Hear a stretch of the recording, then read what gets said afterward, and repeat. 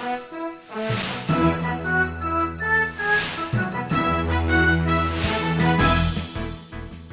right, so welcome back to Inside Pages on Metro Television. My name is Audu Moro, and what we do here is that we choose the right topics, we invite the relevant guests, and we ask them the relevant questions in order to elicit the right kinds of responses from them. And that's what we do here on your favorite Saturday morning current affairs program.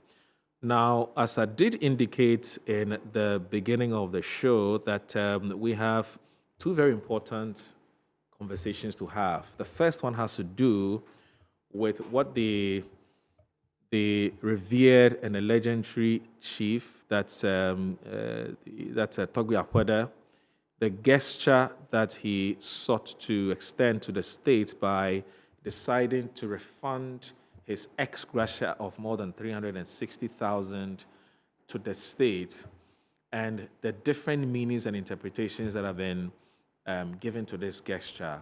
Some say he's trying to occupy the moral high ground and to make his other colleagues feel bad as if they've done something wrong. Some say that is not the case. We're missing the point. What we rather need to do is to commend him for this gesture, because if every Ghanaian thinks like the way Togbe Afede thinks, maybe Ghana will be better off. So we're going to be looking at these two strands of arguments, these two schools of thought that have been espoused by social commentators. But the more fundamental question that we need to ask ourselves is whether or not, when we look at the current situation that we find ourselves, not even in terms of how the economy is faring now, because we all know as for the economy is dead. That we know. But for a poor country like Ghana, do we need this council of state architecture? If you look at how much money we're paying them, we're looking at about, 30-something members, looking at how much we're paying them and what we could have done with that money. So, for instance, this morning, what we're going to be doing is that we're going to be showing you how much we're paying the Council of State members in terms of salaries and their conditions of service generally, ex-Gratia, and then we can situate the conversation properly. So, shortly, we're going to be showing you on the screens. But before we do that, let me just say that if you're watching us this morning and you have any strong views that you intend to express on this matter, we're more than happy to hear from you. 0500,000 25621. 0500,000 25621. That's a WhatsApp line. We are very, very interested in hearing what you think about this Togbe Afede matter. The second issue has to do with National Cathedral.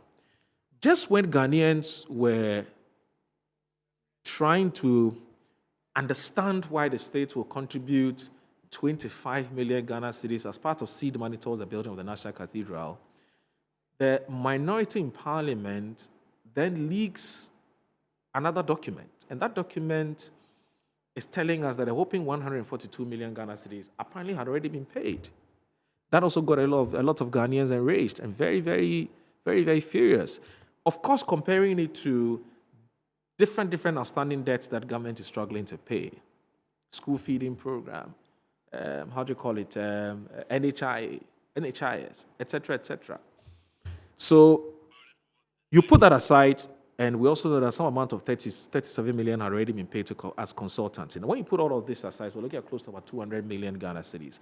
People don't understand why we have to prioritize our expenditure the way we're doing. So that's the second topic we intend to have. But then we'll speak to a lawyer. Back to the first issue about Togbe Afede. We'll have to speak to a lawyer because, again, there's a fundamental question we need to ask. For instance, Togbe Afede says he's returned the money. Some say the state should not take the money back. Can Togbe Afede send the money back? And must the state accept it? If the state accepted, what would that mean?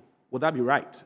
Etc., etc. So we need a lawyer to try and explain to us what an Article 71 holder, Council of State member do if they feel that they do not need something that has been given to them. What can you do with the money? Because some have said, use the money for whatever you want to do, but the state should not accept it. We need to understand what all of this means. So let's now do this. We're going to show you this. We're going to show you something on the screen shortly. And it's about what is an ex-Gratia and how much people are being paid. So an ex-Gratia, as you can see it on the screens, it says an ex-Gratia payment is made to an individual by an organization, government, or insurer for damages or claims, but it does not require the admittance of liability by the party making the payment. And this is very important. An ex-gratia payment is made to an individual by an organization, government, or insurer for damages or claims, but it does not require the admittance of liability by the party making the payment. So essentially what this means is that if today government decides to pay ex-gratia, I've heard some lawyers say the government wouldn't have committed anything illegal. So that's what this is trying to tell us. An ex-gratia payment is considered voluntary because the party making the payment is not obliged to compensate the individual. Okay? Is not obligated to compensate the individual. In Latin, ex gratia means by favor. So it's a favor the paying party is making to the recipient. So here we go. Now, let's now look at the salaries of members of the Council of State. So the chairman of the Council of State earns 28,455 cedis. I'll take that again. The chair earns 28,455 Ghana cedis. That's their monthly salary. Now, if you multiply this by 12 months, so we're looking at 28,455 by 12. So that comes up to 341,460. Folks, check this out. 28,455 multiplied by 12 months. So we're looking at 341,460. In a year, 460 by 4 years. So we're looking at so if you look at the 1 year salary, which is 341,000, you multiply by the 4 years that they serve on the council. We're looking at 1,365,840. So for 4 years, the salaries you receive will come up to 1,365,840. So that's it. Now, at the end of the 4-year term, that 1.365840 plus ex gratia of 365,000, we're looking at 1,730,840. 1,730,840 cedis. Now, the chair of the Council of State takes home, this is what he takes home after 4 years, 1,730,840 cedis. So just look at the numbers so that when we start our conversation, the picture will be much, much clearer. Now, each member takes 26,266. Again, in a month, so if you multiply that 20, so these are for ordinary members. I looked at the chair of the Council of State. Now, for the ordinary members, 26,266 multiplied by that by 12 months, we're looking at 315,192. For 1 year, 315,192. If you multiply that by 4 years, you serve Council of State, we're looking at 1.260768. 1.260768. At the end of the 4-year term, as an ordinary member of the Council of State, say, Togbe Afede, 1.260768 plus your ex gratia, that comes up to 365,000. So, for ordinary members of the Council of State, we're looking at 1.625768. Each member takes home, after 4 years, 1,62576. That's 68. That's at the very minimum. Now, 24 members. Each member takes home, after 4 years, we're looking at 1.62. So the Council of State is made up of 24 members, right? So for the 24 members, if each person is getting 1.625768 at the end of their 4-year term, okay, So their take home after 4 years will be 30. So if you multiply by 24 months, we're looking at 39,018,432. So that's 18,432. So 39,018,432. So that is what we're dealing with. So if you come to, again, 24, you have 24 members of the Council of State. So you have, so I'm talking about 39 million. If you multiply by the 24 members, you have 39 million. Now, the chair, who takes 173,084, you add it to the 39 million, and we're talking about 40,749,272. So this is what we expend on our Council of State member plus the chairman. Now, before I introduce my guest, let's do this. On Good Morning Ghana this week, we had the Member of Parliament for the Adaklu constituency, and that's Kwame Governs Agboja, who has very interesting views to share on this matter of Ex-Gratia. I would want us to, first of all, listen to what he has to say, and then when we come back, we'll read to you what the revered chief himself has been telling us in terms of his explanation as to why he decided to return his Ex-Gratia. And then we're going to be doing what I call a content analysis of his statement, where we believe that the chief got it utterly wrong. We'll credit him for that. And where we think that perhaps we do not agree with him, we'll also state it in very respectful ways. So let's do this. Let's watch Kwame Governs Agboja's view on this matter. What he's done and took salary for it, that's enough for him. He thought the work was even part-time. But you and I don't do part-time work. Mm. Yeah. We do full-time work as a distance. So I agree with Togbe entirely. Should we come to a point where we stop paying Ex-Gratia? Yes. Pay everybody exactly what they earn, and when they are leaving, let them go.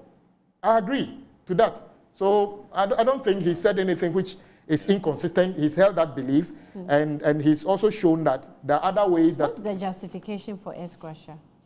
Well, like I just gave you, they call it Ex-Gratia, but in my view, part of what I should earn today as a member of parliament, and I've said it time and again, I earn 13,600 cedis. That is before I have to pay my driver, anybody I employ, and they don't pay me. I have to buy my own fuel and everything. And anybody who will get a momo from me today for headache or anything will have to come from that money. And that salary is based on the previous emolument committee set up by President Akufo-Addo in his first term. Mm-hmm. That committee should determine what I get today, but that committee is not yet set up. Whenever that committee is set up, and not only President Akufo-Addo, almost all presidents only set it up close to the end of their tenure or even after. So when that happens, and they say that, okay, public workers were paid 4% over the period average. So we could have been paying you 4% on your 13,000 for 4 years. Yeah. That's 4% plus your termination of 2 months or something amounts to this. Yeah. That is not Ex-Gratia. Because the 4% I will get of my salary today, which you are paying me in 2025, the value would have been completely lost.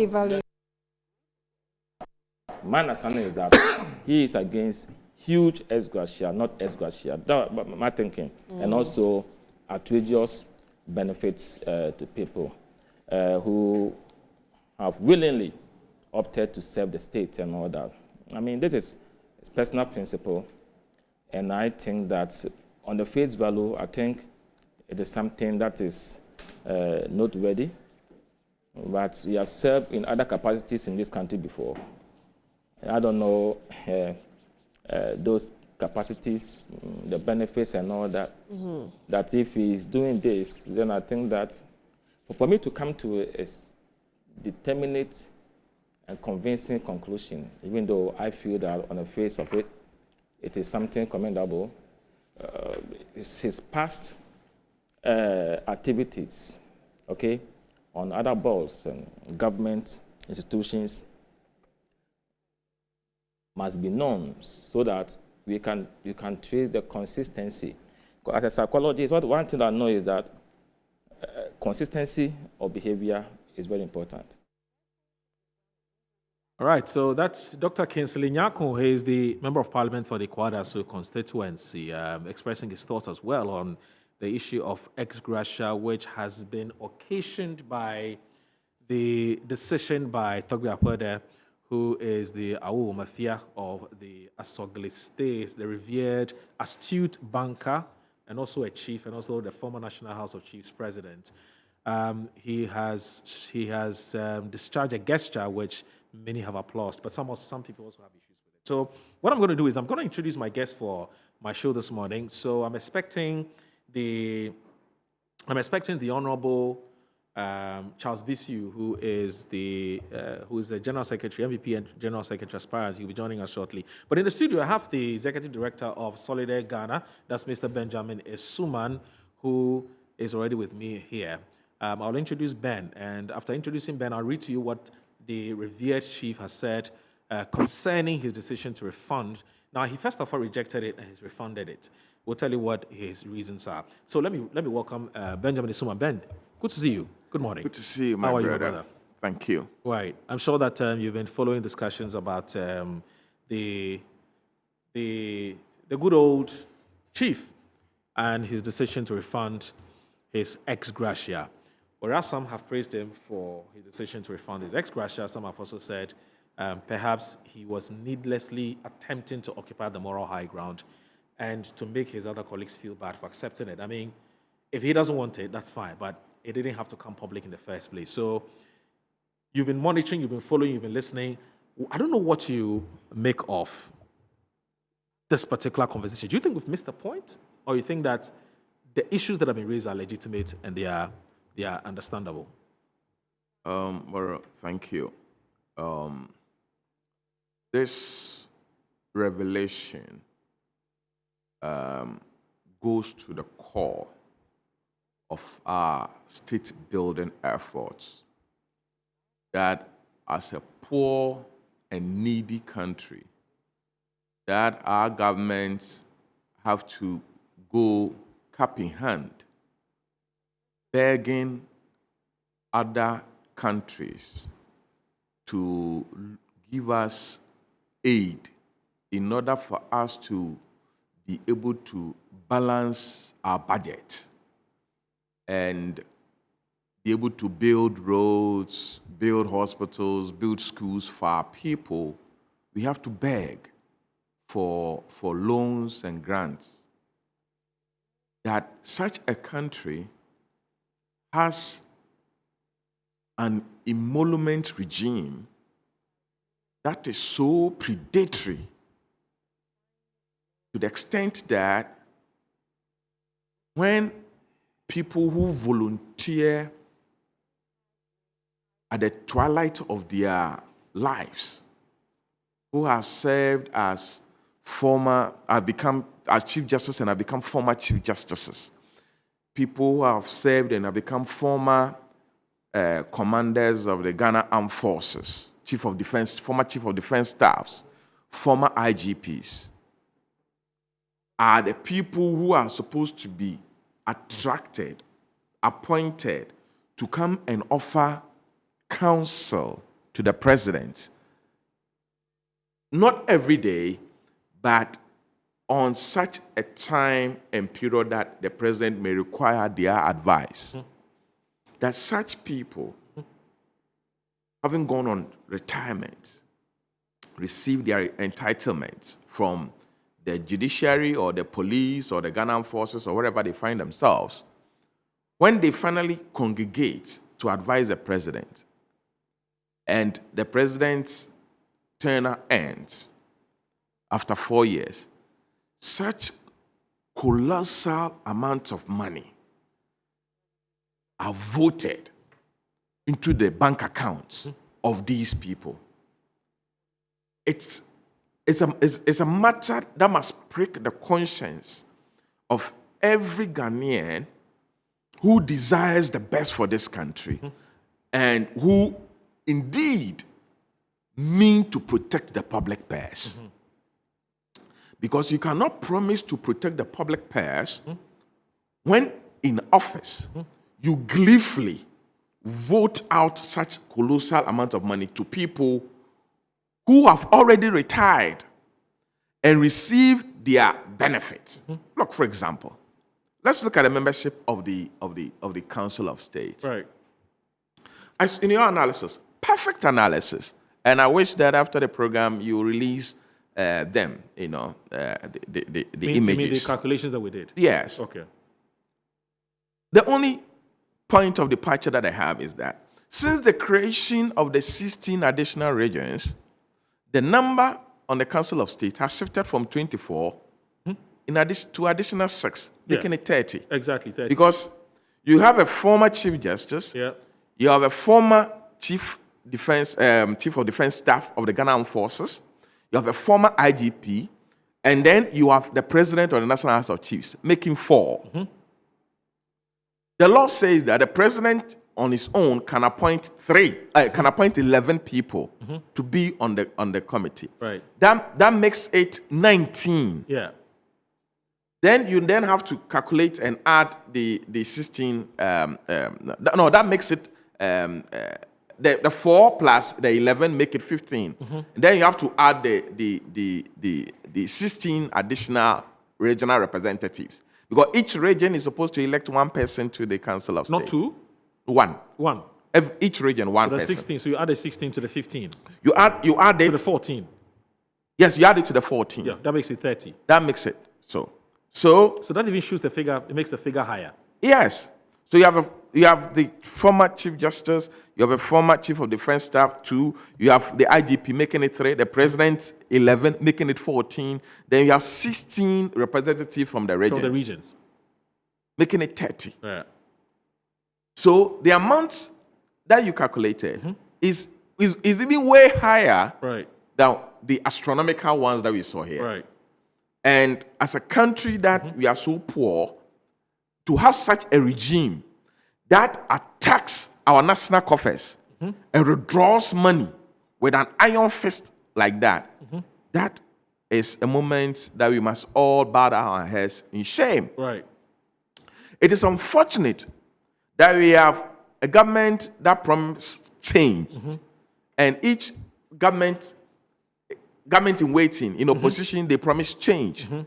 And you promise change, you come to power, and you continue such an insensitive, arrangement.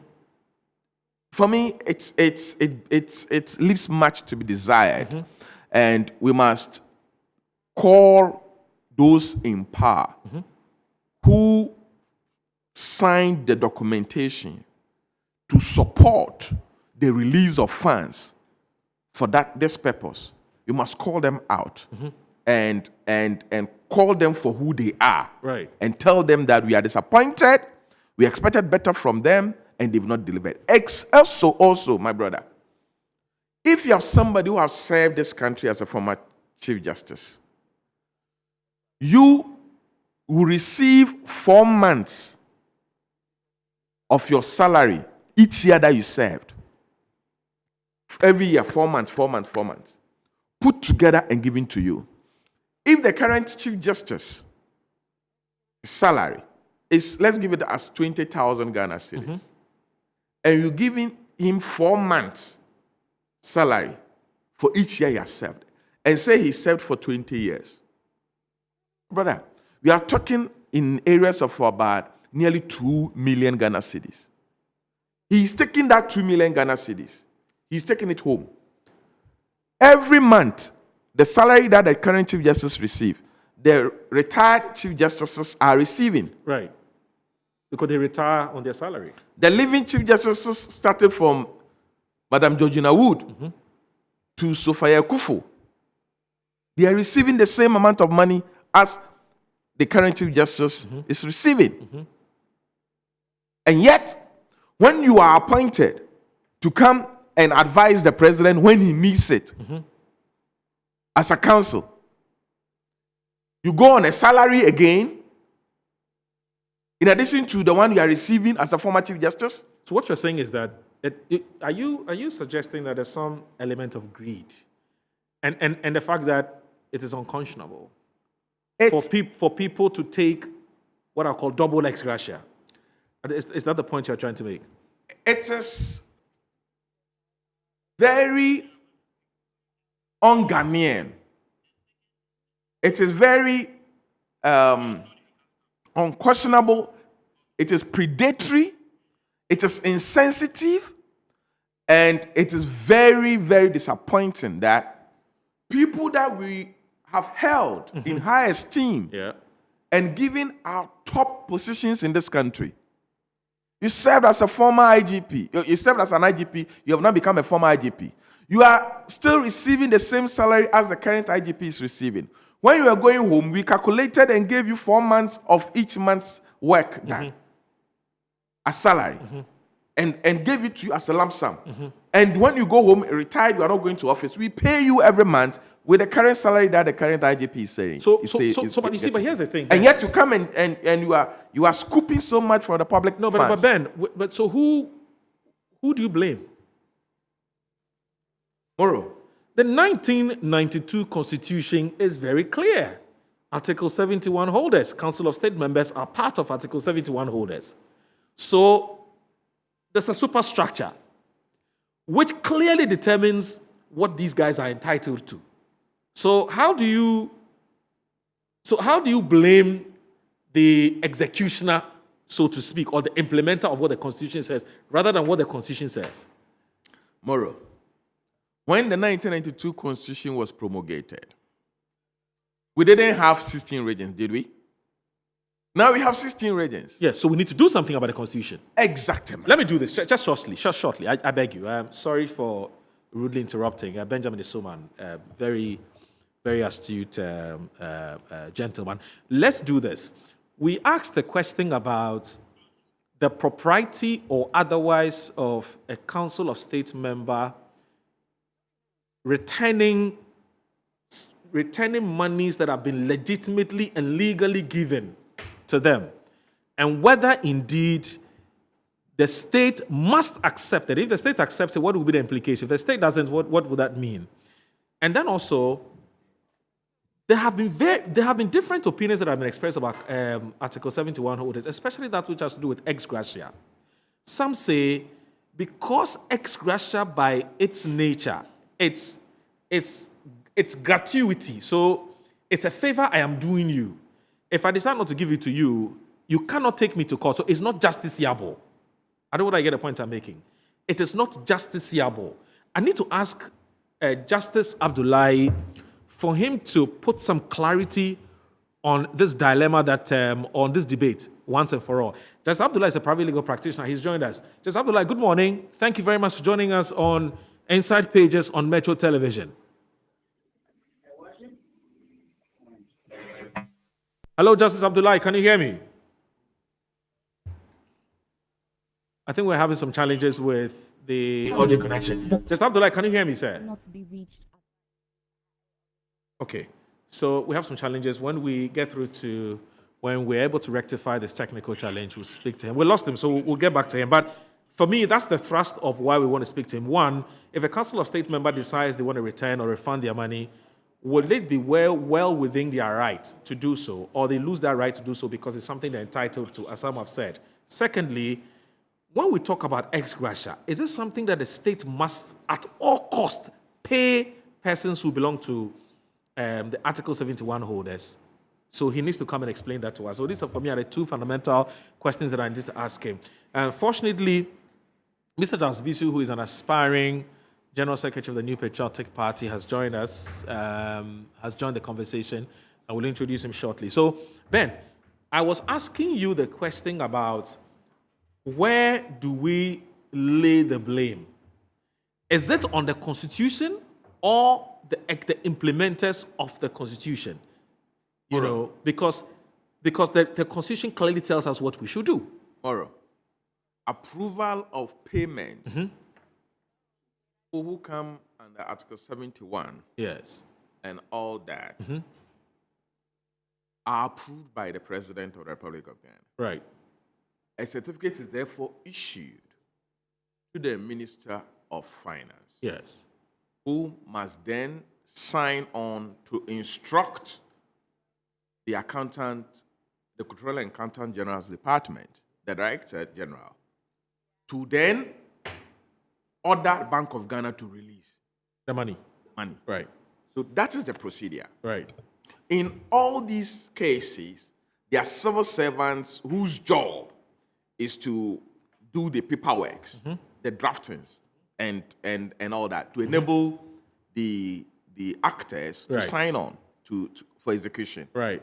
So if we are to lay blame, we are blaming those who execute these processes. However, I look at it bigly that we must rather look at those who promise change when they are in opposition, who promise to protect the public purse. Nobody forced the president to say, I will protect the public purse. He voluntarily said that and made Ghanaians to believe that he means well and he will do well and do just to us. So if, upon coming to office, you continue this emolument regime that is so predatory and so disadvantageous to the Ghanaian public, you, the president, know too well that you need to put a stop to this. Right. You need to raise a national conversation on this matter. Okay. For me, what the Togbe has done, he has pricked our conscience as a country. Yes. He has brought exposure to such an unjust payment system, Yes. which has been existing since 1992, thereabout, and which has now reached a level virtually keeping us poor and asking our government every year to go begging Right. to balance our budget. Right. If we have such money, as we calculated, Yes. almost 50 million Ghana cedis every 4 years being paid out to by calculation it was 24. Yes. And I proved to you that now it's 30. So virtually to go about more than Yes. 50 million, to go about maybe 70 million. So we are proud as a country to pay 70 million cedis every 4 years to a people who have served their time in public office, who have gone on retirement and received their ex-gratia, Right. who are on monthly salary as a result of the fact that they served at the top, highest positions. They were at the zenith of their careers. And yet, we pay them this amount. Yes. So I'm asking you, Ben, that who do we fault? I say, we fault those who promised change, Yes. came to office and refused to implement change. We fought those who promised to protect the public purse and came to office and have refused to protect the public purse. So what should have the president done in these circumstances? And before you go ahead, please let me do this. I need to bring in a very good friend of mine, an aspiring general secretary of the New Patriotic Party, Mr. Charles Bisiu. It's good to see you, boss. Good to see How you. are you, sir? I'm good, You look thank very good in your yellow shirt. Thank you. Benjamin couldn't resist, admiring the quality of the shirt. It's a polo shirt. No, he's a big man. Good to see you. Good to see you. I'm sure you've been monitoring the conversation Yes, about Ex-Gratia, I have, and yes. Benjamin is having his take on it. Yes. His point is simple, that for him, the bigger picture is about the implementers of what Article 71 says in terms of who is entitled to what.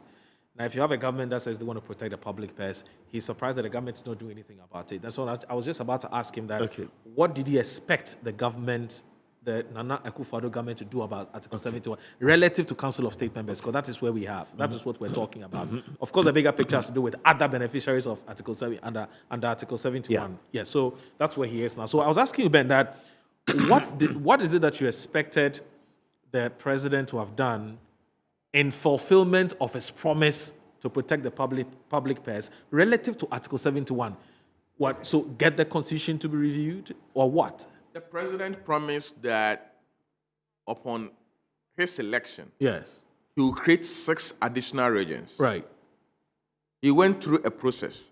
and got those regions created. Absolutely. We spent taxpayers' money conducting outreach and a referendum to finalize it. The same way the president could have brought the issue of protecting the public purse into the public domain, address it, and taking same steps, including getting Parliament to amend the law or asking all of us to go to a referendum to make changes to our constitution such that such people who are not given or are not entitled to such amount of monies. So your problem is simple that. So your issue is this: that look, whilst we're looking at what Togbe Afede has done, which in your view is a good gesture, it's a very positive gesture. It's a patriotic gesture. For you, the bigger issue has to do with the fact that this could have been prevented from happening in the first place. Because if the president who had promised that he was going to protect the public purse had done something about Article 71, just like he has done with his promise to create an additional 6 regions, perhaps we wouldn't get here. Exactly. Okay. So well, I don't know about the practicability of what you have just said, because we have done the national, how do you call it, the Constitution Committee, the Constitutional Review Commission. The Constitution Review Committee, it's actually Constitution Review Committee, that says something about Ex-Gratia. It's been lying there, nothing has been done about it. So perhaps it fits into the argument you're making that if the president was really serious about it, we would have gone back to the, how do you call it, to this report and done something about it. Perhaps we won't be Our here. politicians know our problems. Yes. The difficulty they have is the lack of willingness Okay. and discipline Okay. to implement what they know is right. Charles Right. Bisu is here. He knows too well the many of the challenges we face as a country and how to resolve them. Okay. They get into public office and the sweetness of power blocks their mind to the necessities of our time, such that they get, relaxed, enjoy power, and refuse to implement the change they promised. And that's why we are where we are today as a country. If the president, after saying that I'll protect the public purse, had instituted measures, not only about Ex-Gratia being paid to, successful Ghanaian citizens who have been asked to come and sit and advise him as Council of State members periodically, but to look at the complete, protection of what we call our national kitty. We wouldn't have been here having this discussion. The president will have boldly dragged us on this path. Other presidents have done it. The Makafulis and so on are doing it in Africa. It is up to our presidents or our leaders when they are campaigning to come to power and do what they promised. It's as simple as that. We didn't force you to promise us. Okay. You decided that I'm coming to serve. We didn't pull you from your house or push you from your house that come and serve us. Okay. We didn't pull you. You volunteered that you are coming to serve. You have come to contest on the regional front to be elected to come to the Council of State to serve. The regions have voted for you. You have successfully distinguished yourself as a former Chief Justice. So because of that, the president has appointed you to come and advise. So a former IGP, former Chief of Defense Staff of the Ghana Forces and all that, you come and you think that is your time to eat. So do I get the impression from you, Ben, that narrowing this conversation to Togbe Afede, it's missing the bigger picture? Exactly. It goes beyond him. He has only exposed the issues. A certain weakness in our system. That we have to take measures. Okay. Look, check the lifestyles being lived by the ambassadors in this country. They are coming from very rich countries. Yeah. And they give us loans. Okay. We beg them to convince their government to give us money. Okay. Look at the kind of vehicles they drive even in this country. Right. And look and compare it to what our people do. All right. This is fundamental.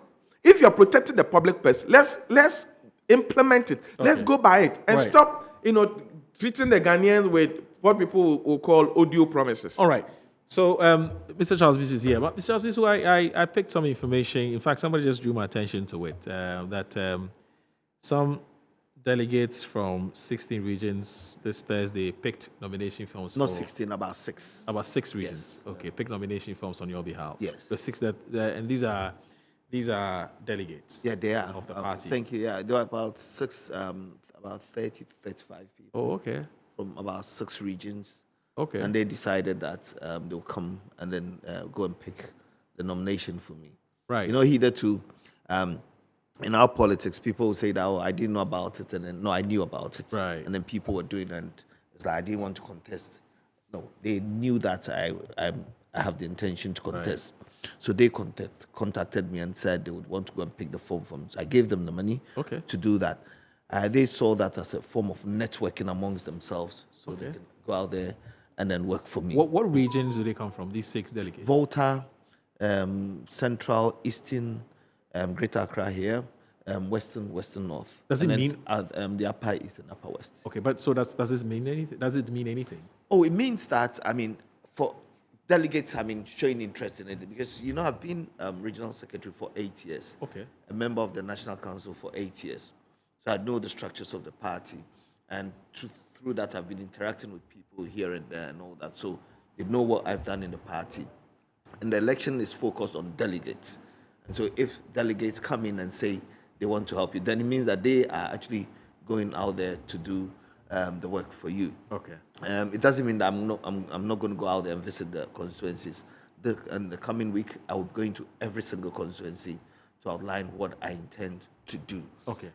But for me, it's humbling that they've actually seen what I had done in the past and still have the confidence in me that I can do a job. It doesn't mean that the others who are contesting do not have anything to offer the party.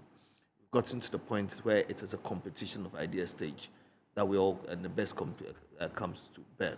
But one thing that I advise is that we shouldn't let money actually become the order of the day.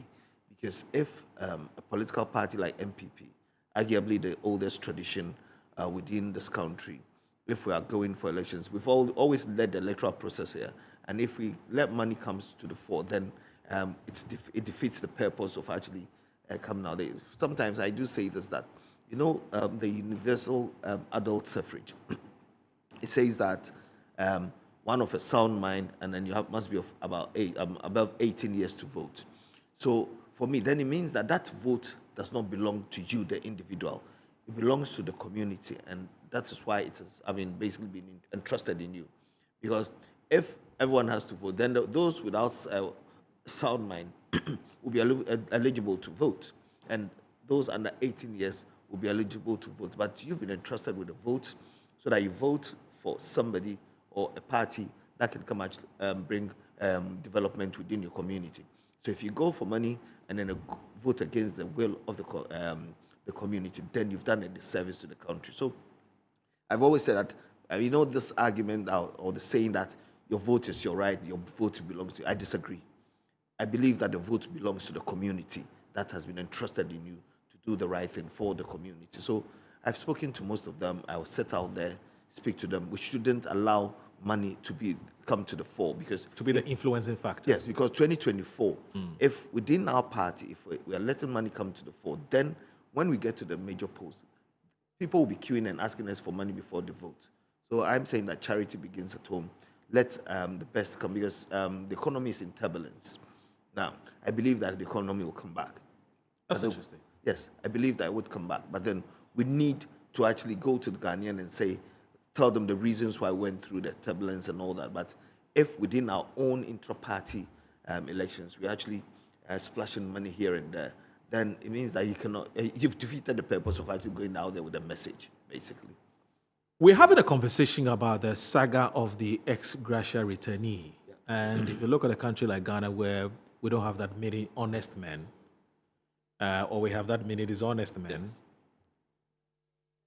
a lot of people have said we should be praising and be commending Togbe Afede for this patriotic gesture. Where do you stand? Okay, yeah. First of all, I think that what he did was right. Okay.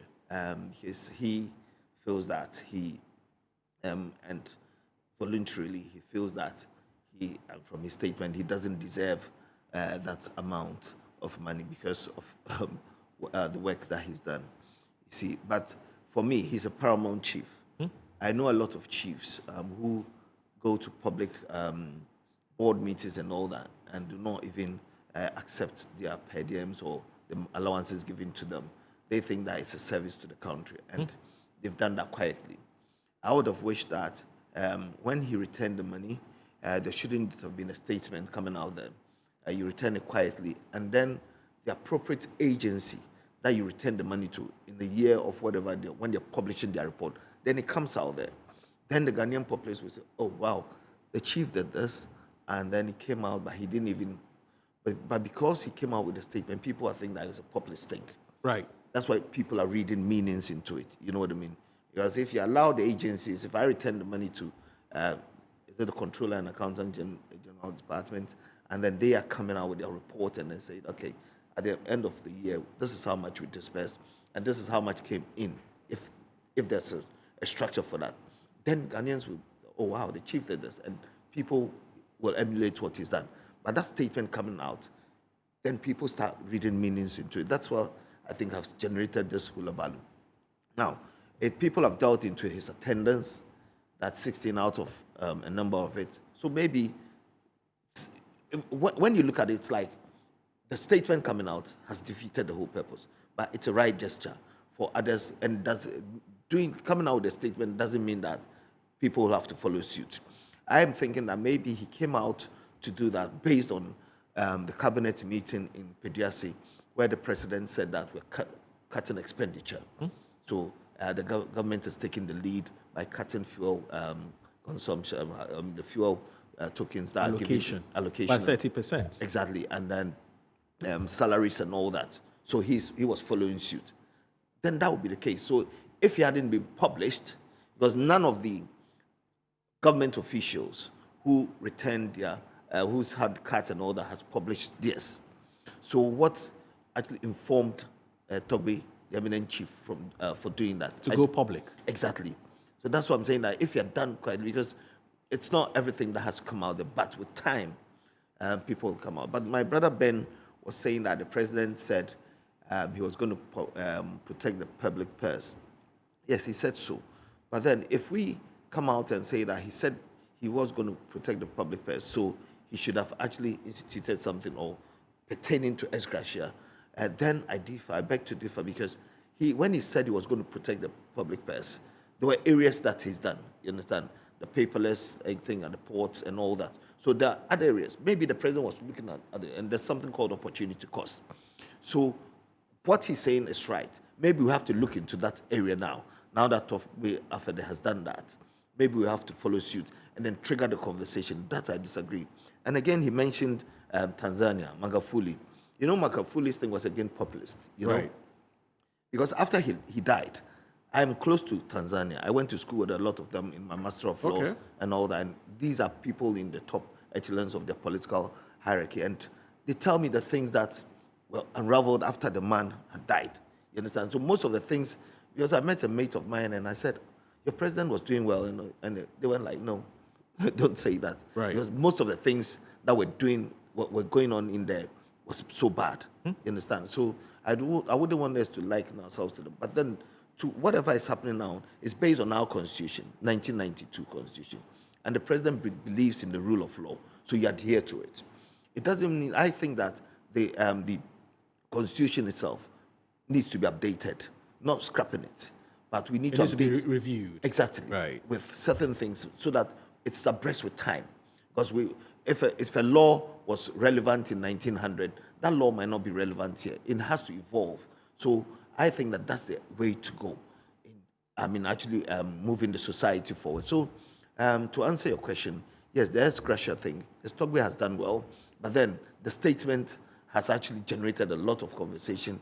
And if you trigger something that eminent people who have actually returned certain monies, then you probably get a lot of people doing that. Right. But wouldn't want it to be Made public. public, you Right. understand? So your point, Charles, is that you don't have a problem. In fact, you think it's a commendable gesture for the good old chief to have returned Yes. his ex-gratia. Exactly. Of course, given the reasons. And he that's gave. voluntary because No, that's voluntary. The yes. others, Purely voluntary. yes, the others, It doesn't mean it's incumbent on the others Exactly. to do the same. But your point has to do with how it was done, i.e., the fact that it had to be communicated to the public. No, that's his prerogative, how he did it. But then you see, what his actions, When you say his actions, you mean the fact that he had to tell us that he has returned the money? He's refunded it? Yes, the statement that You came think is needless? we wouldn't be having this conversation If we didn't this- know such a thing had happened. Exactly. So we are actually. Would it have made a difference if, for instance, like you said, the Controller and Accountants General's Department somehow, I mean, they don't talk to the media per se. Yes. But would it have made a difference if this information was coming from another source other than Probably because you see, the chief himself? yes, because he's a chief. I wouldn't want to say use the expression blowing your own trumpet. Right. But you know, chiefs, why do they have the linguist and all that things that they want to say? Right. They pass it on to their linguist. Right. Yeah?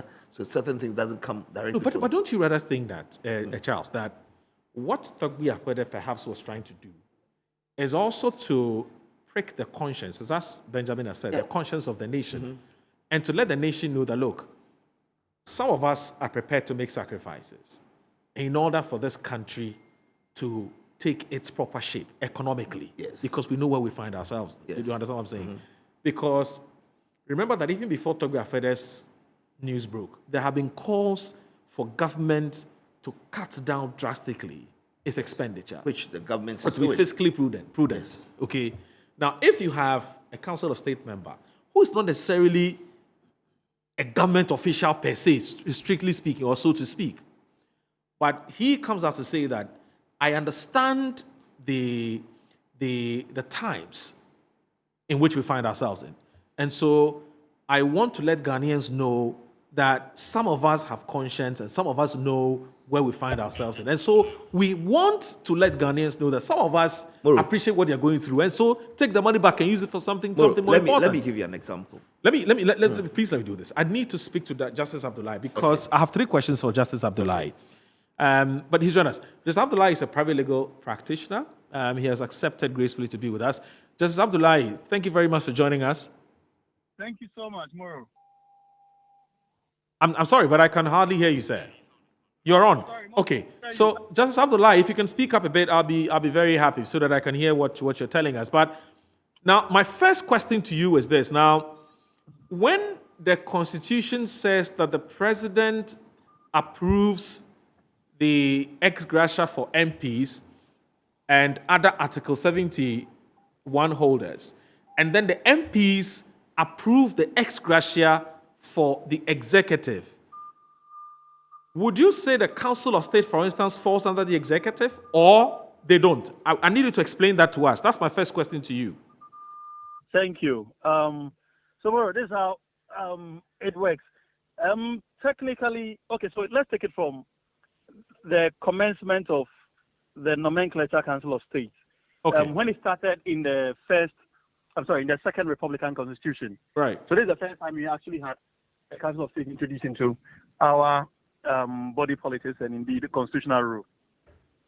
Now, at the time it was introduced, it was an appendage of the executive because it was supposed to advise the executive. However, and so at that time, it was purely an advisory rule. They did not have any legislative rule as we have it today. Now, subsequent to that, the reason why I've had to go through all these, you would appreciate it when I'm done, because there's no straightforward answer. Now, subsequent to that, when we came to the Second Republican Constitution, the role was amended in a bit, and it was removed from, in fact, in the first one was in the office of the president, but this time it was removed from the office of the president just to give it some level of independence in its approach. And when we came to the 1992 Constitution, this is the first time we actually sought to make it a legislative body and also a judicial body. So it was supposed to be, originally, the original intention was supposed to be both legislative and judiciary. So the Council of State was supposed to play that dual role in addition to the third role of advising the president. This was the original intention. Now, unfortunately, when we went to the polls to approve the Constitution, that portion of it was taken out. The legislative role was maintained, but the judicial role was taken out, and the advisory role also maintained. Now, as it stands now, even though they have now as it stands now, they have more legislative powers, and they are removed from the executive, contrary to as against the original Council of State that was not just an appendage, but was also in the office of the president. So with time, what you see is that the Council of State keeps changing not only its role, but also even its location, as to whether it's located within or as part of the executive or as part of the legislature. So stuff like there's even no clarity as to whether they are part of the executive or not. Exactly what I'm saying. That's what Whoa. I'm trying to. That's why I tried to bring in the issue of its inception, so that we understand that it has not had a single location from day one, and their role, as in the functions they perform too, has been either dualized or tripled, or depending on how you look at it. So the only way you can now assume a particular location for it is to judge it by its role. If you judge it by its role, now it has this dual role of being a reference point for the executive and an advisor to the executive, and also playing a legislative role from Parliament. No, that's So the the question now is, when you say it is also playing a legislative role. How do you mean? I didn't get that part. so for instance, the legislative role it plays is that before some bills are made, and usually these are amendments to the Constitution, the Council of State would have to look into it and make a decision before it can move. Right. I get that. In addition, so that's the legislative role. In addition, when a bill is passed by Parliament and submitted to the President, now if the President does not decide to exercise his veto right, the President has a right to refer that bill to the Council of State. Now this time, the role becomes dual. It's an advisory and also legislative. So whatever position the Council of State comes up with will determine the next stage of the President's action, whether to assent to the bill or to send it back to the to Parliament for an amendment or any other decision that they may want to take. So, and on all these are extra of their pure advisory role that they have been assigned to advise the President on. I see. So at the point when they are advising the President, they may be playing an executive role, because they then become part of the executive. At a time when, and the same way, when they are playing legislative role, they become some sort of an upper chamber of the legislature. So technically, it's very difficult to say whether they are part of the executive or part of the legislature. But for working purposes, we usually would assume or say that they are part of the legislature, even though we know clearly that they are not fully members of the legislature. Wow. So this is getting very interesting. So then, how is their ex-gratia determined? If we do not know whether they belong to, if we're not. I mean, if the lines are blurred, as you're trying to say, whether they belong to the executive or they belong to, or they belong to some other arm of government, how then are their ex-gratia determined? Because one of the issues that have come up, in fact, in this conversation, we're having a conversation about ex-gratia, which has been triggered by what Togbe Afede has done. One of my panelists was saying that, look, the president could have done something about it, because this is a president that came or flew on the wings of protecting the public purse when he comes to office. And so the president could have done something about, especially the ex-gratia for members of the Council of State. Can the president do something about, or could the president have done something about it based on the, the analysis or the explanation you've just given us on whether they belong here or there? See, that would be a very difficult task for the president, because it's a constitutional imposition that these office holders are given a particular emolument, and this emolument includes their retirement benefit or award, which encapsulates what we have nicknamed Ex-Gratia. So the president does not have a choice out of it. The options available to the president in the payment would only be with respect to the quantum. But unfortunately, the quantum is such that the Council of State is almost pegged at the level of Parliament. And so if you see the amount they received, it's almost the same amount as members of parliament receive. And that includes the Ex-Gratia. So there are genuine difficulties as to how to delink them from because if you cannot make them members of the executive either. And if you make them members of the executive, they end up taking more. And so you look at it from angles and you clearly see a genuine difficulty with even an honest president who may want to do something about this. And now we should remember that the scratch my back, I scratch your back principle operates here. Whatever the president determines to pay members of parliament ultimately influence how they also pay the executive and the president. So who approves their ex-gratia? Because we need, you see, the thing is, so let me put it this way. Do you agree with those who say that, look, perhaps we should be looking at the superstructure, the Article 71, that's Article 71 of the 1992 Constitution, which clearly defines who gets what. Is that where we should be tackling the problem from? If we want to deal with this, what some have said as a dissipation of the public funds, is that what we should be tackling it from? Or the president has some discretion in determining, for instance, especially when you're talking about the fact that a Council of State members, the lines are a bit blurred as to whether they are part of the executive or not, whether the president can't do something about it, even though there's some difficulty, but it is still possible. Why do you think that the problem should be tackled from if we really want to find a solution to it? Well, if you have, it's very simple. Constitutional amendment is a straightforward answer. Sadly, these provisions are entrenched provisions, which would mean that we have to have a referendum. We have spent so much money compiling the constitutional review, and we have a report sitting there gathering dust. Spent close to 100 million euros on this project. If I remember accurately, the Constitutional Review Commission had a series of reports on this matter, and their position was very clear that the entire nation was almost against this.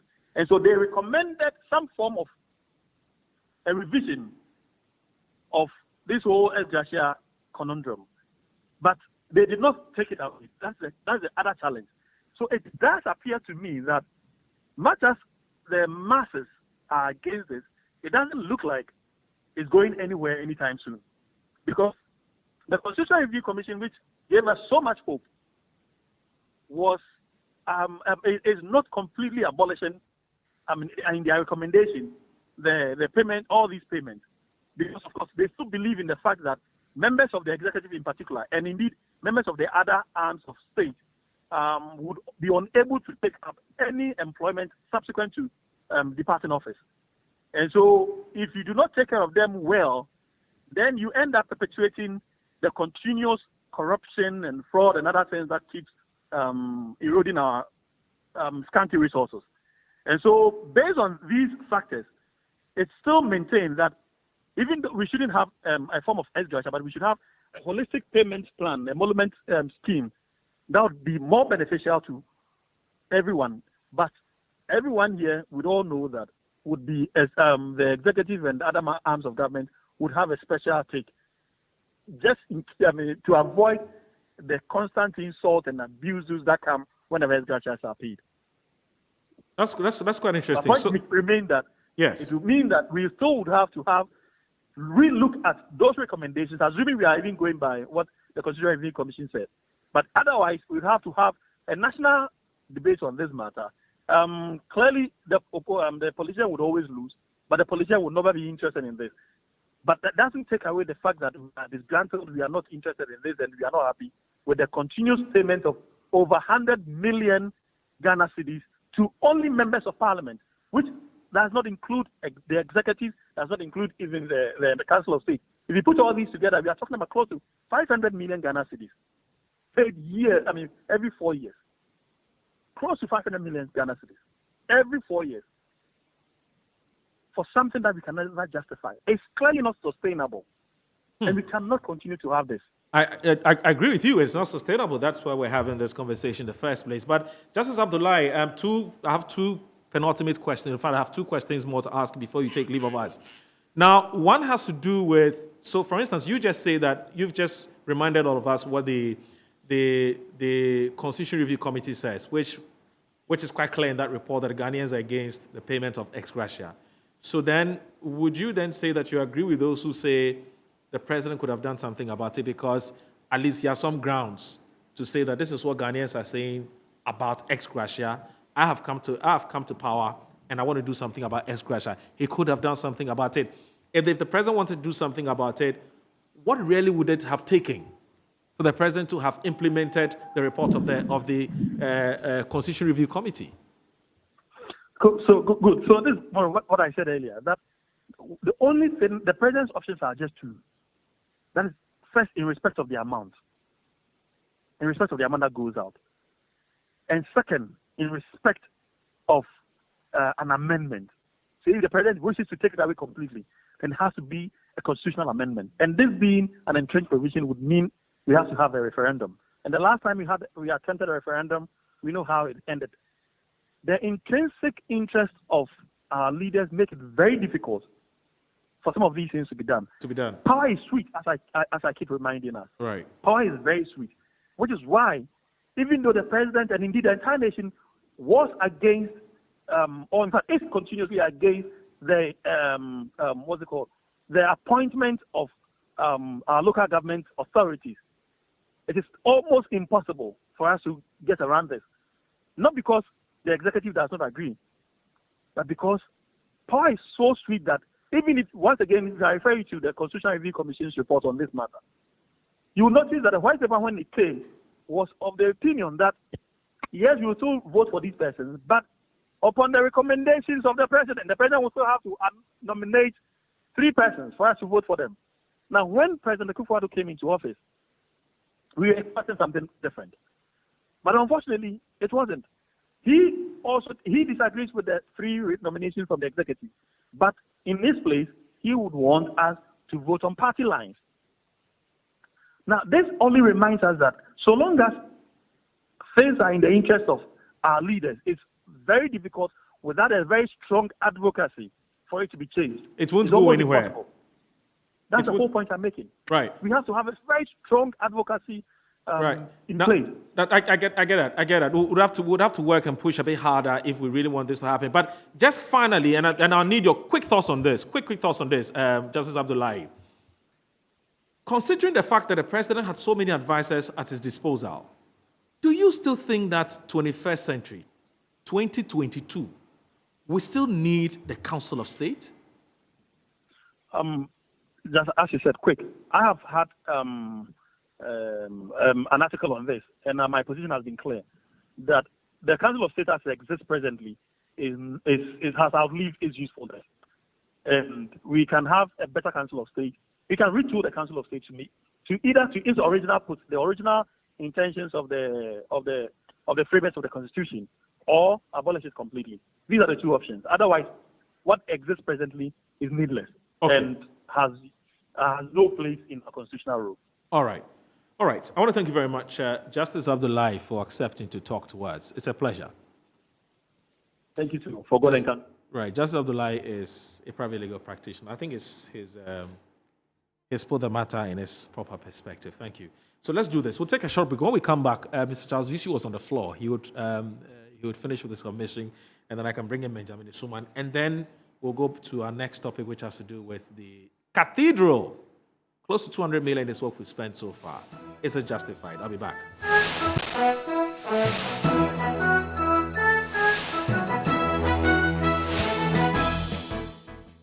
All right, welcome back. This is Inside Pages on Metro Television. I am Audu Moro. Most of you, or I've had a lot of messages from those of you who are watching us this morning. Let me read some of the messages, and then I'll come to Mr. Charles Bisu just quickly. Now, this one here says from Mokaila Jonas. It says, Mr. Host, the man Charles Cromwell Onyawonto BCU is a well-seasoned politician who has gone through the party structures right from polling station to regional secretary for 2 terms when he marginalized our 4 teams in the Western region. What MEP needs now isn't a candidate with fame, but a strategist like Honorable Charles BCU to help execute the 2024 agenda. I therefore urge the delegates to passionately consider the future of this party and entrust the administrative work into the hands of Charles BCU. Charles BCU is the right man for the job. This one here says, I salute Togbe Afede for showing the way and sympathizing with the majority of suffering Ghanaians in these difficult times under uncaring, corrupt NPP government by rejecting the ex-Gratia. Seriously speaking, it is a way of telling the government to stop the reckless spending like the president hiring expensive jets, etc.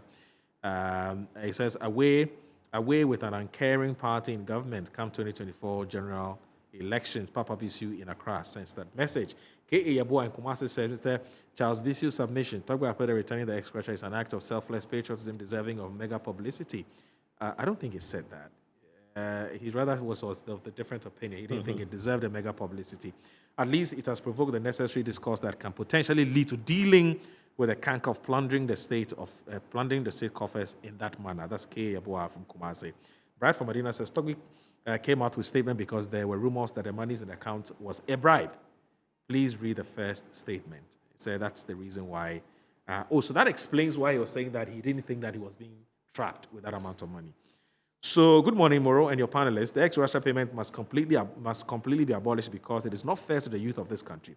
NAPCO trainees not paid, school children don't have chairs to sit, drivers are suffering, traders are suffering, yet they have closed their eyes and making this nonsense payment.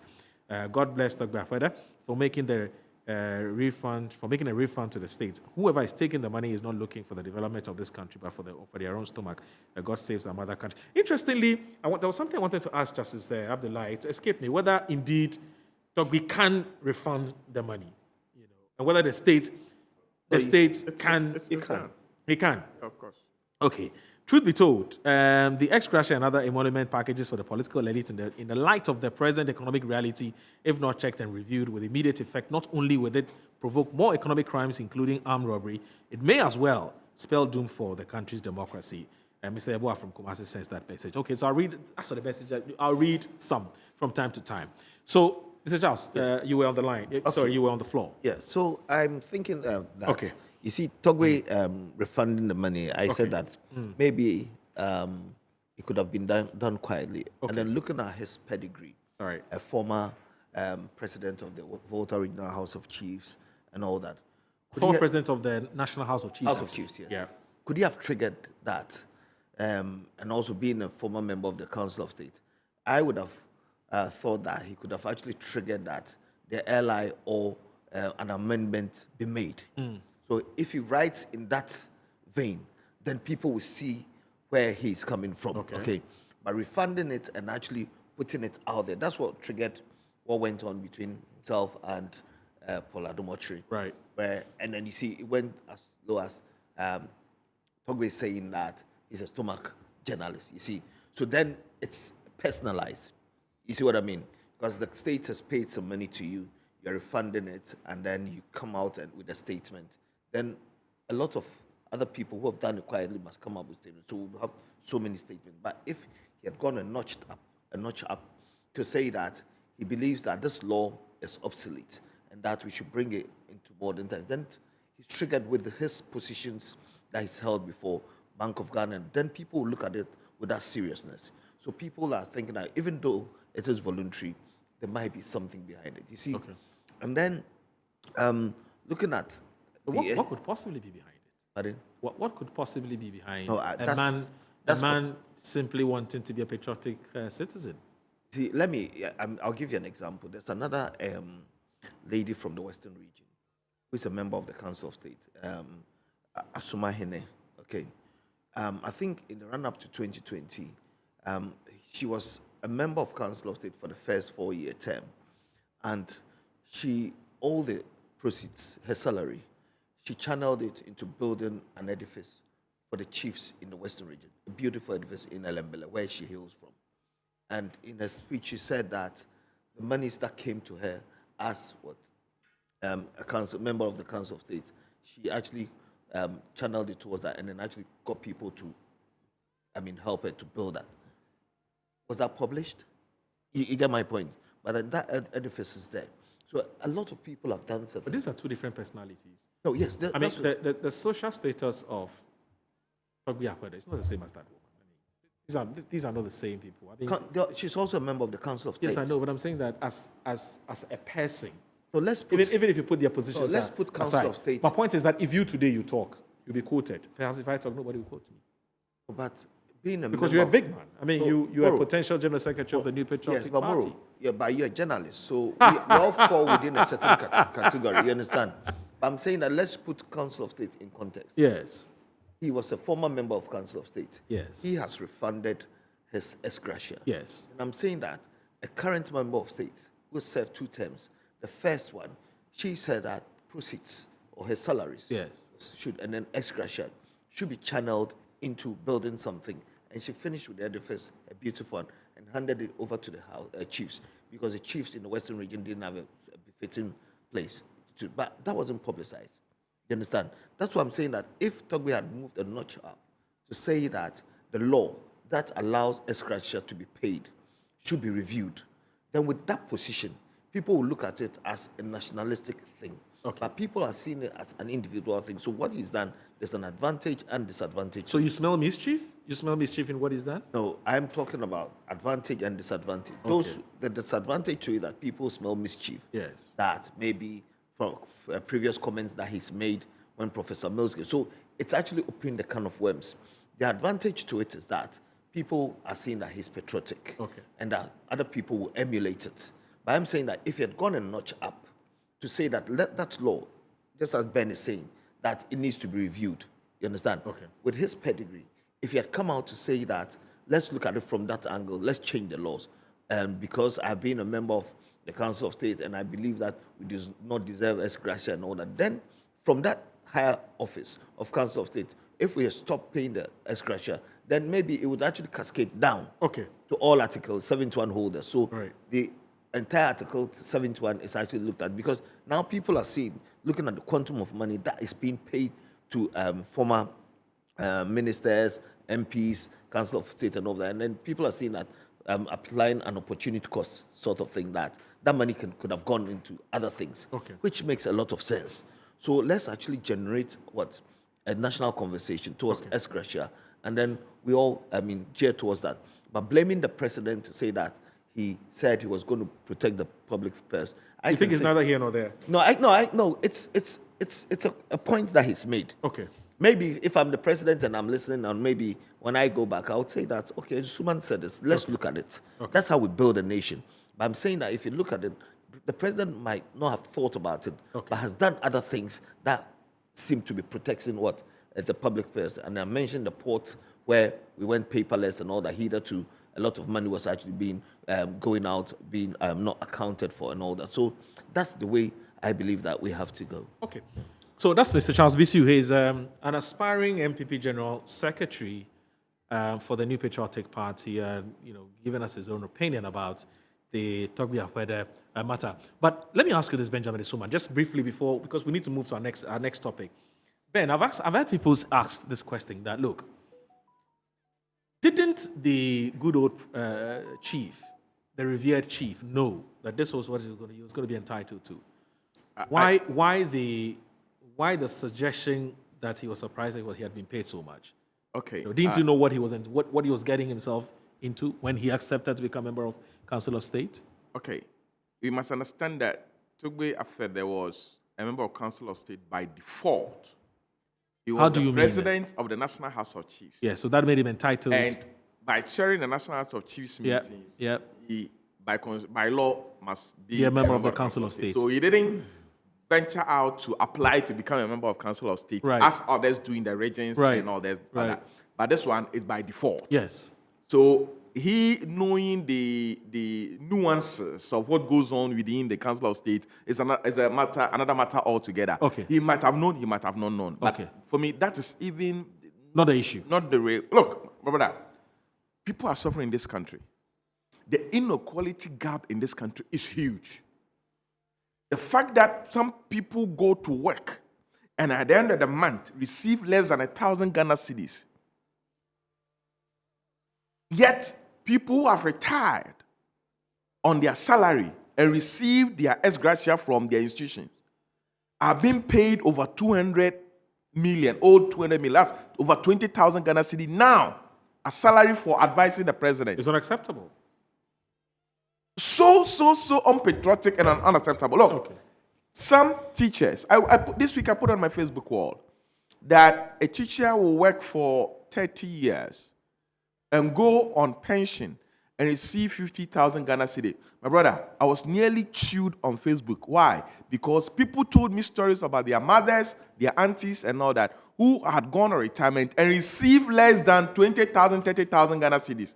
So the 50,000 Ghana cedi I quoted was way, way, way above the normal. And yet, it is somebody's monthly salary for being a member of the Council of State after having gone on retirement as an IGP, as a Chief Justice. Please. You mean 50,000? Yes, 50,000. Charles. Yeah. Is it 50,000 a month for Council of State? No. No. I mean, It's- no. it's- This is It's 26 about 26,000. That's how much Ghana it takes cedis a salary. Okay. Yeah. And I'm saying that the 26,000 Ghana cedis, somebody said that it's even higher than what the auntie and the mother took home after 20 years of service as a teacher. Yeah. Charles, Okay. So the whole period that the mother has been a teacher in class 3 or whatever, the woman retired and could not receive even 30,000 Ghana So- cedi home. so and that- yet, somebody is taking that as a monthly salary. That is problematic. And for me, look, we must face as a country. We must seek how we bridge this gap. yeah, We that must I agree. cut down all these obnoxious expenditures and reinvest it into our people by increasing the salary of our people, increasing the minimum wage, so our people can go home with some decency. Okay. The situation where the minimum wage cannot even take somebody home, Okay. at the end of the month, it's not right. Again, they said, Togbe attended our 16 only 16% of the meetings and all that, and so he was still giving 365,000 Ghana cedis for 16 meetings. Is that justified? You are paying people. For somebody even went less than 16, and yet he's taking that amount of money home, and you are happy saying that he attended 16% of the meetings, and so we should clap that yes, he attended 16% of the meetings, and yet you are paying him about 3.60 billion cedis. All right. That is not right. Look, and Charles said that other chiefs have refunded. Nobody had anything about Nobody had anything, and I say I will dare him. I'll dare Charles to produce us with such evidence of such statesmanship being displayed by people. Few people are willing to die for this country, and what Togbe has done, it is a death for this country. Okay. And we must carry that. Okay. Look, Ghanaians must be angry enough. Yeah. This situation of people dipping their hands into the state coffers and dissipating it at their pleasure must stop. If Ghanaians don't notch up their anger level, it will continue and our poverty situation will become worse. Ghanaians must show anger in order for the president sitting in the Jubilee House of Flagstaff House to hear the level of anger in the country and amend his way, so that just as he created 6 more regions, he can create the necessary framework for us to jettison this Council of State payment. Not only the ex-gratia, but even their salary, monthly salary. It's unacceptable. Why? Do you advise the president on daily basis? Why should he receive salary? People who serve on the board of Metro TV, do they receive salary? Is it not allowances they receive for attending meetings? So we need to do something about Article 71. Totally, even the salary aspect of the Council of State should be scrapped. But that's what the Constitution says they're entitled to. And I'm saying that the Constitution... and it's an entrenched... The Constitution it's an didn't create entrenched 16 article. regions. The Constitution created 10 regions. We have on our own created 6 additional regions, making it 16. Yes. We must on our own jettison this approach of paying monies recklessly to people. Okay. All right, so That's what I'm talking that's about. a national project. Okay, so you see where Ben is coming from. You see, We have criteria to discuss. Oh no, Unless you Papa, want please. to... Okay. He said something. So you see, what he's doing, he's touching on emotions of people. Right. Okay, and he's coming from an organization that is in a position to actually trigger these things. That's why I was actually likening that to Togbe Afede. You see, when you ask him the question about wasn't Togbe aware of what when you're Was entitled. when you're given an appointment, you're sworn in. You're given an appointment letter. Is that right? Right. So you know it's a contract between you and the state. Right. So by saying that, you're actually putting Togbe in a situation.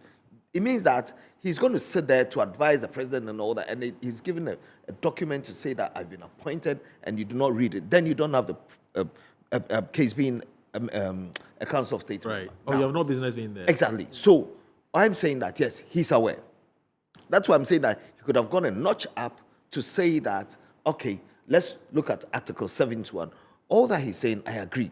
But you're situating it to this government, and everything that is being paid is based on Article the 1992 Constitution. Right. So if you believe in the rule of law, you adhere to it. Okay. Where I am saying that we should generate a national conversation is where he's coming from. Right. But let's not touch on the emotions and say that, okay, the teacher is earning this amount and that's because it started from 1992. Right. So it's not just this government.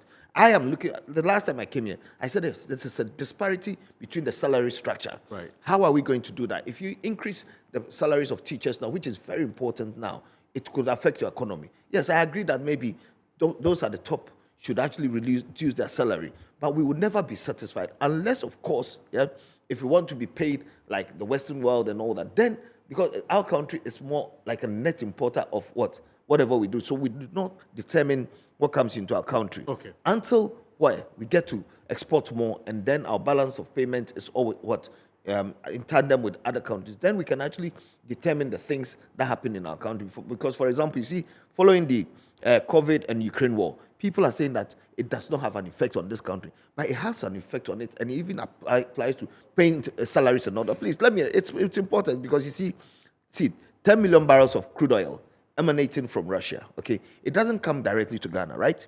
It goes to Europe. We import a lot of things from Europe. So by the prices of fuel going up there, then the cost of production increases. Who bears the brunt? It is us here. Again, Ukraine, wheat. They're the largest producers of wheat in the world, right? So let's use biscuit, for example, that we import from Germany or whatever. It goes from there, Ukraine to there. If the cost of production goes up, it affects us. So we cannot control certain things within our economy. We can only project, but you are trading with other countries and all that. So this conversation is good, that we have to do things without a tight belt. Okay. I understand the conversation. That is why I'm reiterating by saying that Togbe could have generated that. Let's look at the entire article, 71. Instead of individualizing it. That's his prerogative, but I'm seeing what has generated this conversation in hindsight. Maybe that's what, because if you're coming from a fiduciary position, former president of the National House of Chiefs and a member of the Council of State, I would have actually used that opportunity to say that, because what informed Togbe for returning that amount, it is because he thought it was too much. Then I would look at the law that gave birth to that amount coming in and say, let's change it so that it doesn't happen. Because you bringing the 300,000 back, there's other members of the Council of State. Have they returned that? Okay. So let's trigger the law and then have a national conversation. Good morning, Mr. Host, and our incoming Information and Communications Minister, Benjamin Yesoma. I don't know what. The country needs good servants like Togbe Afede. I sometimes wonder why MBB apparatchiks will have problems with what the Revere Chief has done. And this one here says that Nana Reko from Swaman says, if Togbe gives lands to his subject, and one of his chiefs publicly say he has rejected the land due to the fact that he has more lands already, how would he interpret that to be? David Ado from Tema West constituency says, good morning, bro. There's a need for a review of the Constitution vis-a-vis taking a critical look at the Council of State in relation to ex-gratia remunerated to members taking cognizance of the exigencies of our time. There is a situation where the president already has advisors and a plethora of national issues confronting the country. So the bottom line is that what is the essence of the Council of State when the president appoints advisors who are also Article 71 holders anyway? It is just a waste of the taxpayers' money with regards to the duplication of responsibilities.